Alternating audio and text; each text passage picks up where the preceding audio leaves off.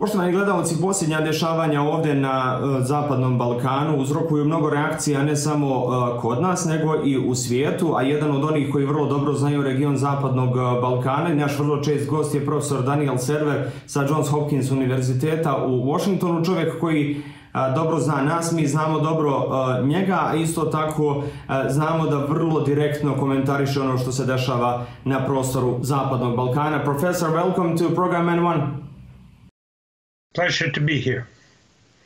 Professor, the situation here in the Western Balkans is getting wilder by a second, not by a minute or by the hour or by the day, as we were used to have that.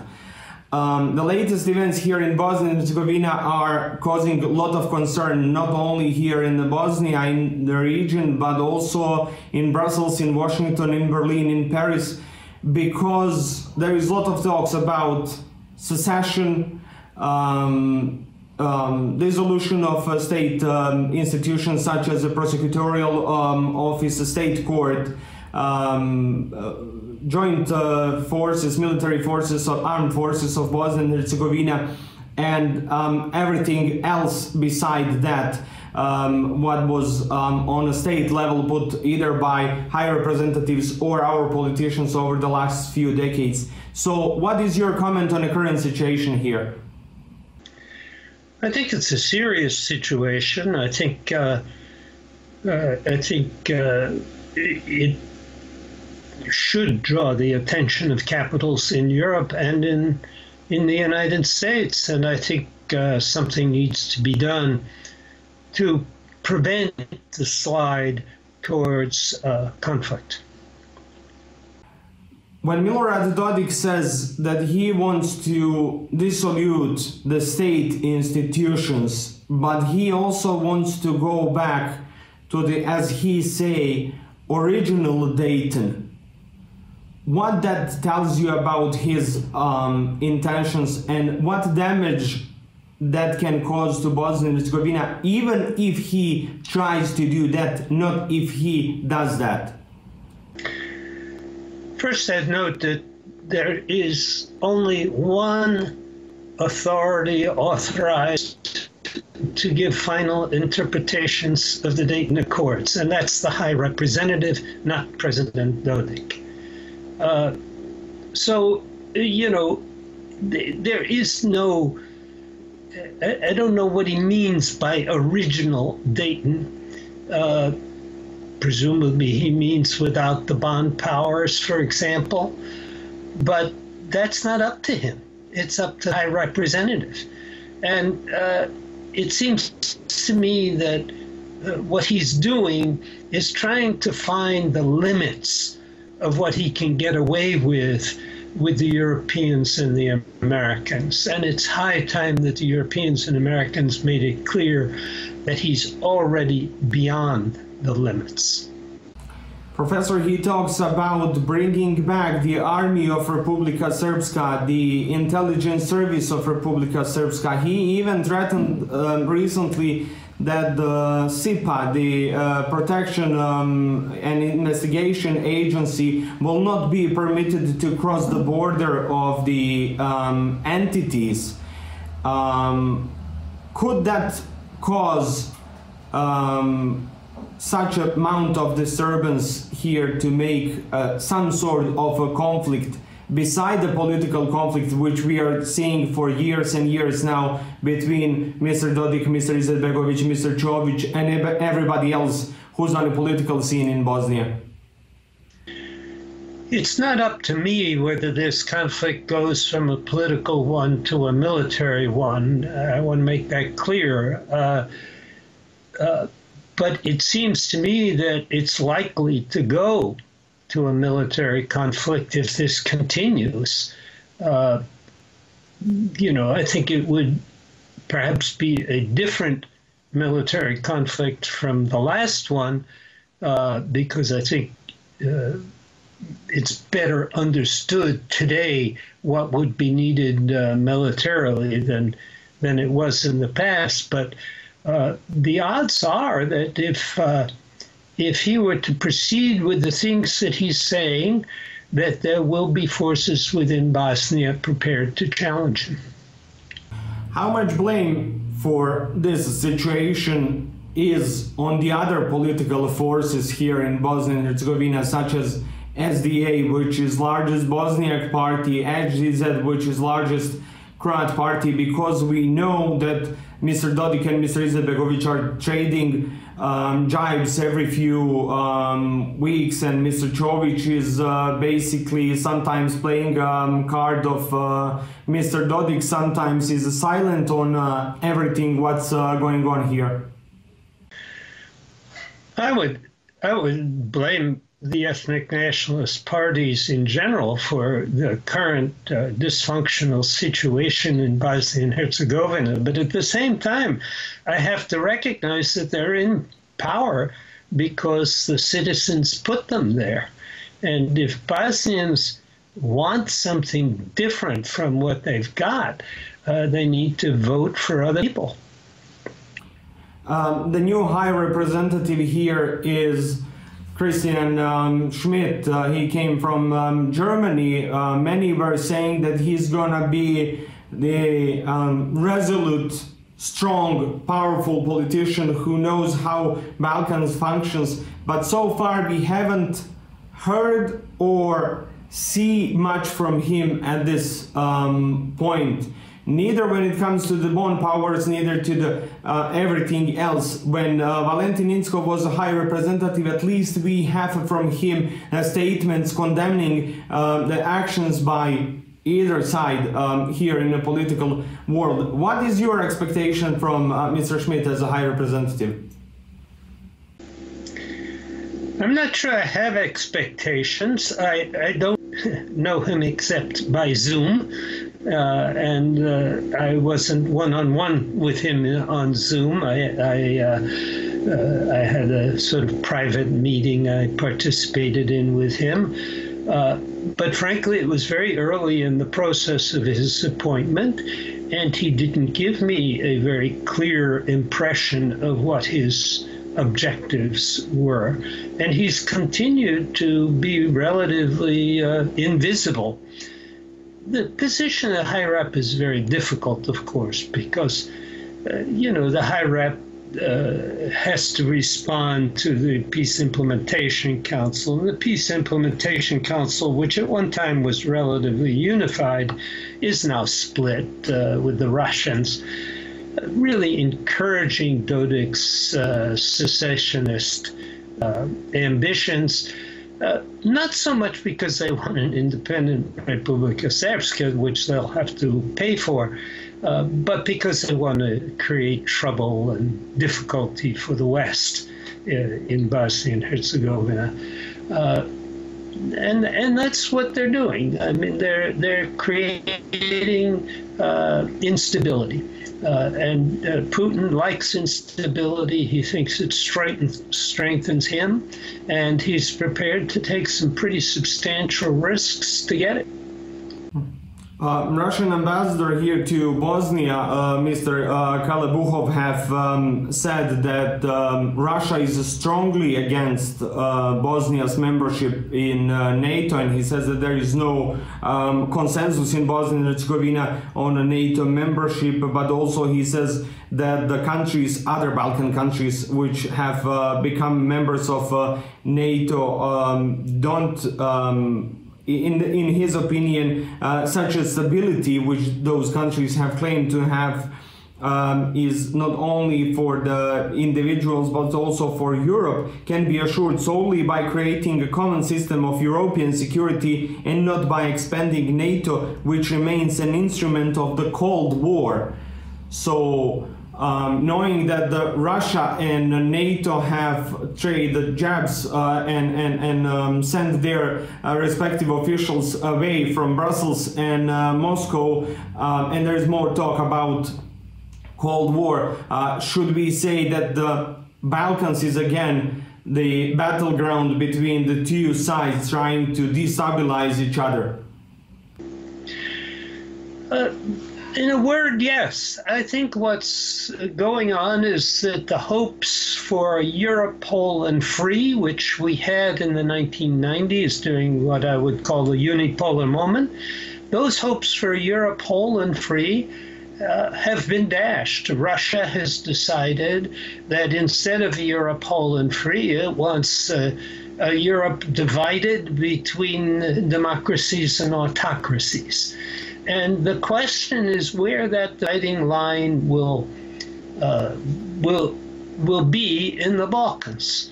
And the Russians are holding desperately on to the hope that they can keep Bosnia and Herzegovina as well as Serbia, maybe Montenegro as well, outside of the House of Democracies, that they will that they can have not half the Balkans, but maybe a third of the Balkans for their own.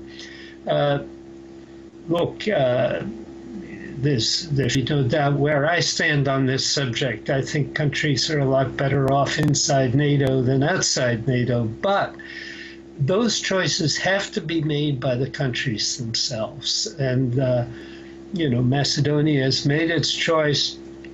Albania has made its choice. Kosovo would clearly choose to be inside NATO and will do that as soon as it has an army. Bosnia and Herzegovina, Montenegro, and Serbia are the dubious cases. Now, Montenegro is already in NATO, but frankly, it's raising a lot of concern within NATO. So we shouldn't hide the fact that it's worrisome that it's in NATO with the current government. Bosnia and Herzegovina needs to find a consensus, either to be inside or outside. Dodik clearly wants Bosnia and Herzegovina to be outside NATO, and for him to be the Russian puppet in Bosnia and Herzegovina. President Vučić is also leaning very hard in the Russian and Chinese direction. You know, that's a choice that he can make. There's no doubt about that. I think it's an unwise choice, but Europe whole and free isn't happening anytime soon. Now, on the side of the United States, we are having a formation of the new Balkans team, if I may say, and the people who will be in that team are all heavyweight fighters of the Balkans fights from 19th, early 2000s, and now some of them are coming back. And this is a list. Gabriel Escobar is deputy assistant to the secretary. Michael Murphy is the next ambassador to Sarajevo. Matthew Palmer, our old friend, is now envoy for election reforms in Bosnia. Christopher Hill, the probably longest of all of them involved in Western Balkans. Jim O'Brien, the negotiator from Dayton and right hand of Madeleine Albright for years and years, is coming as a sanctions czar for global situation, but probably mostly for the Western Balkans. What these names and this constitution of this team, which will have a role for the Western Balkans, tells you about Biden's intentions here. Are they here because they have a knowledge and power to do it, or they're just here because they're friends and colleagues of Biden and Blinken for decades? I think Biden has made the basic policy about the Balkans absolutely clear. The United States will support the sovereignty and territorial integrity, as well as the European and NATO ambitions of the countries of the Balkans. At that general level, things are very clear. It's a reversion to the policy that existed before the Trump administration, which didn't so much have a policy as an ad hoc way of trying to do deals, which were frankly not very good deals. So then the question comes of personnel. You know, I have a lot of respect for all of those you named whom I happen to know. And I do believe that they are in accord with the basic policy directions of the Biden administration: sovereignty and territorial integrity, European and NATO ambitions for those who want it. That said, they have not yet articulated a really operational diplomatic strategy. And that's what they need to do next. I mean, there are pieces of that strategy. The election reform effort in Bosnia and Herzegovina could be a piece of that strategy, but I need to see something much more elaborated from them. Some of that they'll say in public, some of it they'll keep private, but they need to figure out how to get Dodik back on the reservation, so to speak. They need to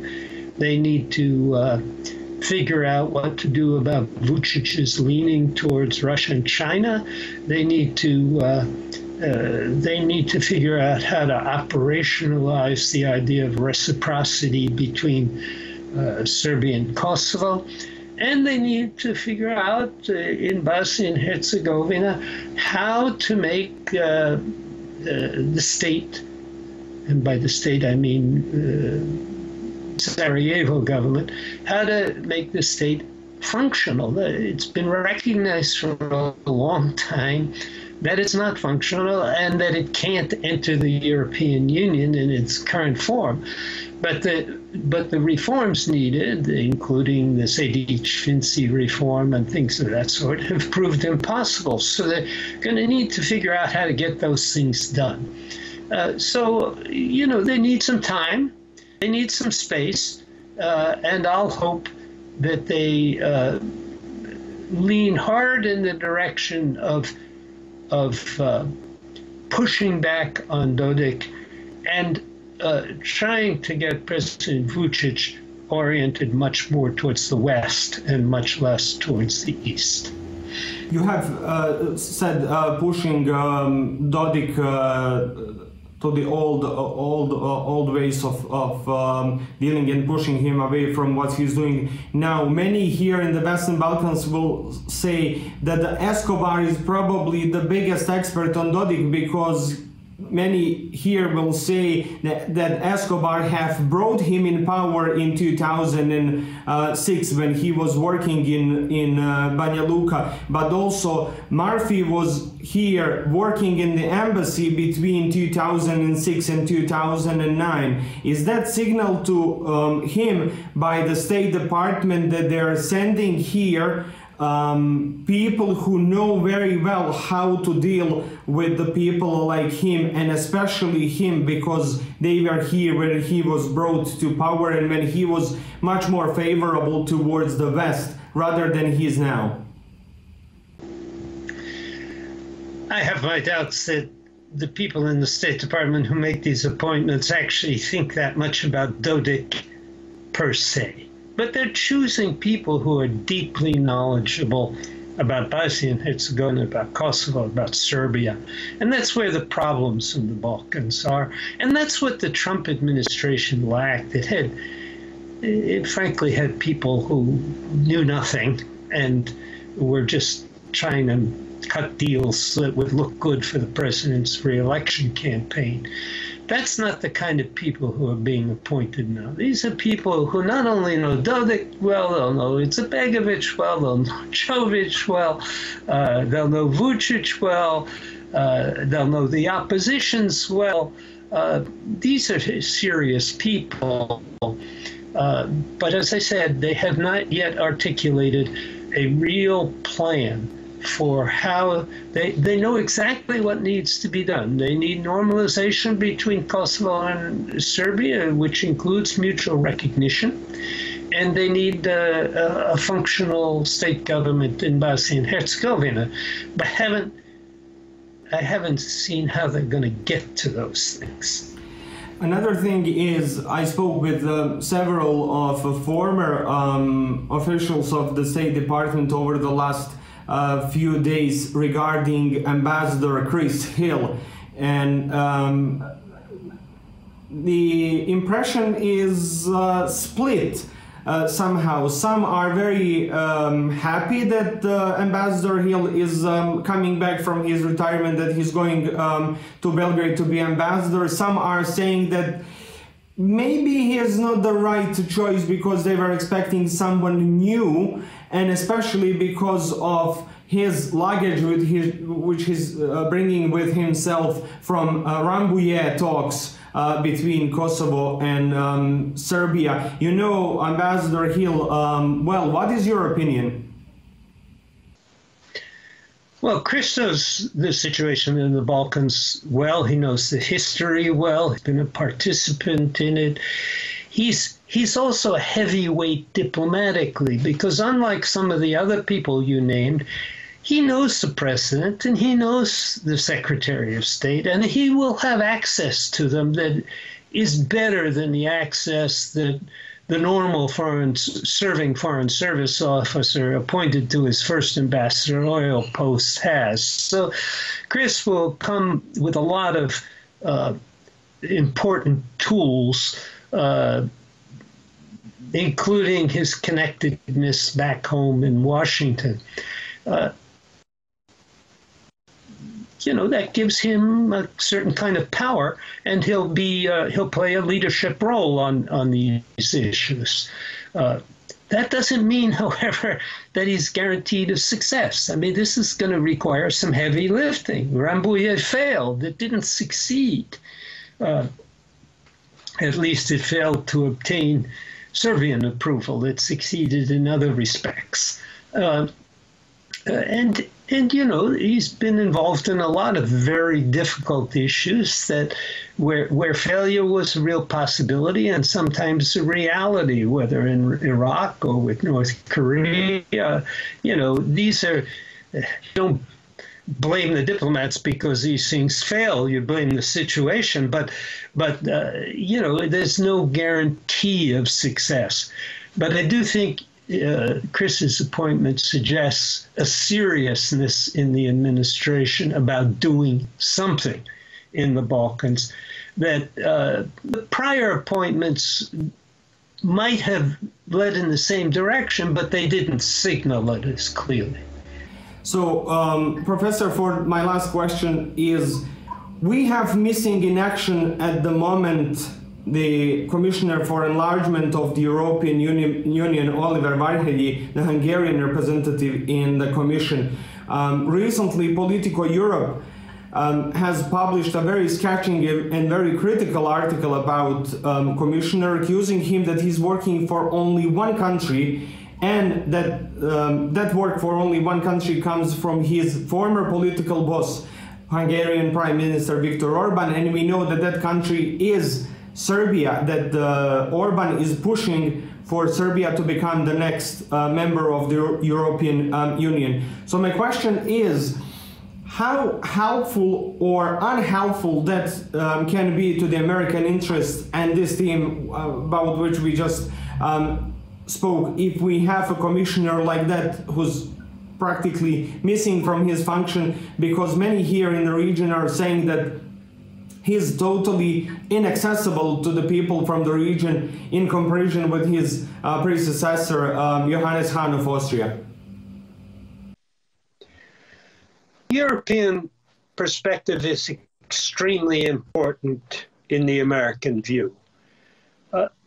But at the same time, Americans want new members of the European Union to meet very strict criteria, just the way the European Union wants them to meet strict criteria, especially with respect to corruption, free media, free and fair elections, and that kind of thing.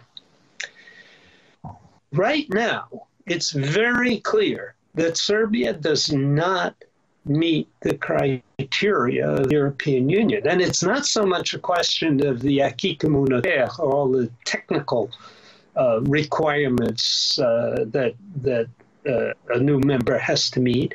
It's a question of Copenhagen criteria. It doesn't have free media. It doesn't have an independent judiciary. The current regime is rife with corruption. And frankly, the Hungarian connection is not going to help with American attitudes towards Serbian membership in the European Union, and I suspect it won't help with a number of European countries as well. One thing I would say, though, is that EU membership is far off for all the countries of the Western Balkans, perhaps a bit closer if Montenegro gets serious again. But still, I'd be surprised there are more than 1 or 2 new EU members in the next, during this decade. NATO membership is much more accessible than EU membership. And, it's important that we try to get those remaining non-members who want to join into NATO. And I expect, for example, that Kosovo in 2027, when it has an army that's fully trained and equipped, will apply right away for NATO membership. I don't think there's any doubt about that. So, you get the benefits of membership in these organizations, not when you join, but when you prepare and clean up your domestic affairs in a way that enables you to join. And that's what people in the Balkans have to keep their focus on. Membership isn't the important thing. The important thing is qualifying for membership. Professor, thank you so very much for your time. I appreciate it. You're welcome. Poštovani gledalci, razgovarali smo s profesorom Danielom Serwerom o onome što se trenutno dešava u regionu Zapadnog Balkana. Čuli ste šta kaže, mnogo je toga što trebamo počistiti u svojoj avliji, pa onda gledati prema Evropi i prema Americi. Ostanite uz naš program. Hvala na pažnji i doviđenja.